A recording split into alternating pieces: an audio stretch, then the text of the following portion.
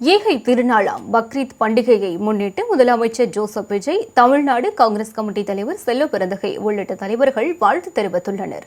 முதலமைச்சர் ஜோசப் விஜய் வெளியிட்டுள்ள வாழ்த்துச் செய்தியில், ஏகை திருநாளாம் பக்ரீத் திருநாளில் மனித நேயமும் மத நல்லிணக்கமும் மேலும் தலைத்தோங்க வேண்டும் என்று குறிப்பிட்டுள்ளார்.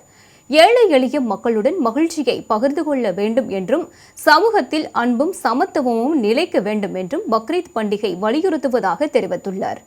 இதேபோல் தமிழ்நாடு காங்கிரஸ் கமிட்டி தலைவர் செல்வபிறந்தகை தனது எக்ஸ் தளத்தில் வெளியிட்டுள்ள வாழ்த்துச் செய்தியில், இறை நம்பிக்கை, தியாகம், கருணை, பகிர்வு மற்றும் மனிதநேயம் ஆகிய உயர் பண்புகளை உலகிற்கு எடுத்துரைக்கும் பக்ரீத் திருநாளில் மனிதகுலம் ஒன்றுபட்டு அன்புடனும் அமைதியுடனும் ஒற்றுமையுடனும் வாழ வேண்டிய அவசியத்தை நமக்கு நினைவூட்டுவதாக குறிப்பிட்டுள்ளார்.